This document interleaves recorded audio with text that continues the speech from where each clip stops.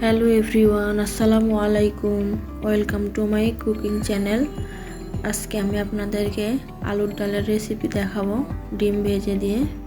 ভিডিওটি লাইক দিয়ে শেষ পর্যন্ত দেখার অনুরোধ রইল।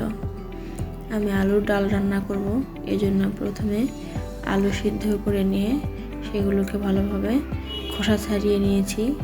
এখন আমি আলুগুলোকে হাত দিয়ে চটকে নিব, তবে একটু করে আস্ত রাখবো, একদম মিহি করে ফেলবো না।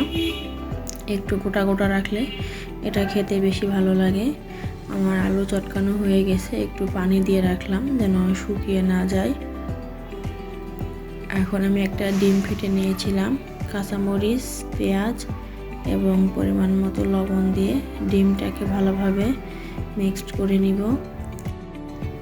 এখন আমি রান্নার জন্য চুলায় কড়াই বসিয়ে তেল দিয়েছি। তেল গরম হয়ে গেছে, এখানে আমি হাফ কাপের মতো পেঁয়াজ কুচি নিয়েছি। ভালোভাবে তেলের সাথে নেড়ে চেড়ে ভেজে নিব। এরপর আমি দুটো তেজপাতা অ্যাড করে দিয়েছি, আস্ত জিরার ফোড়ন দিয়েছি, 1 চামচ হলুদ গুঁড়ো, হাফ চামচ মরিচের গুঁড়ো, আপনারা আপনাদের টেস্ট অনুযায়ী দিবেন। সামান্য পানি দিয়েছি যেন পেঁয়াজগুলো পুড়ে না যায়।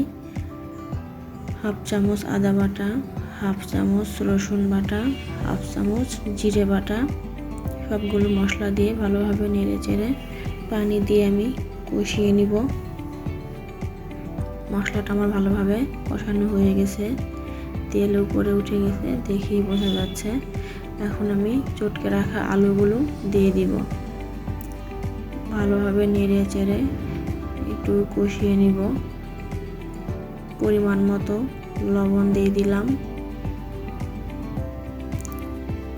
প্রিয় দর্শকদের কাছে আমার অনুরোধ, সাবস্ক্রাইব করে আমার পাশে থাকার জন্য। আমি ঢাকনা দিয়ে দিলাম কিছু সময়ের জন্য।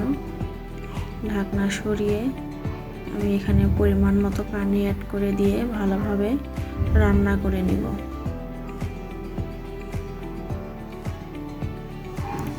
এখন আমি ডিম ভেজে নিব, এজন্য চুলায় প্যান বসিয়ে দিয়ে তেল দিয়েছিলাম। তেল গরম হয়ে গেছে, আমি এখানে ফেটানো ডিমটা দিয়ে দিলাম। ডিমটা ভালোভাবে ভেজে নিয়ে আমি ছোট ছোট টুকরা করে নিব। এইভাবে চটজলদি রান্না করে নেওয়া যায় এবং এটা খেতেও বেশ ভালো লাগে। এভাবে খেতে কে কে পছন্দ করেন কমেন্ট করে আমাকে জানাবেন। আমার তরকারিটা ফুটে গেছে, এখন আমি ভাজা ডিমের টুকরোগুলো তরকারিতে দিয়ে দিব। এখানে আমি এখন ঝোলের জন্য পরিমাণ মতো পানি দিয়ে ঢাকনা দিয়ে রান্না করে নিব 10 মিনিটের মতো। এই তরকারিটা খেতে আমার অসম্ভব ভালো লাগে, কারণ আমি একজন আলু প্রিয় মানুষ। তরকারিটা আমার হয়ে গেছে, নামিয়ে ফেলবো। ভাজা জিরার গুঁড়ো দিয়ে দিলাম, ঢাকনা দিয়ে 30 সেকেন্ডের মতো রেখে দিব। আমার রান্না কমপ্লিট। আমার রান্নার ভিডিও কেমন লাগলো কমেন্ট করে জানাবেন। যদি ভালো লেগে থাকে লাইক, কমেন্ট, সাবস্ক্রাইব করে আমার পাশে থাকবেন। আজ এই পর্যন্ত, পরবর্তীতে নতুন কোনো রেসিপি নিয়ে হাজির হব। সবাই ভালো থাকবেন। আল্লাহ হাফেজ।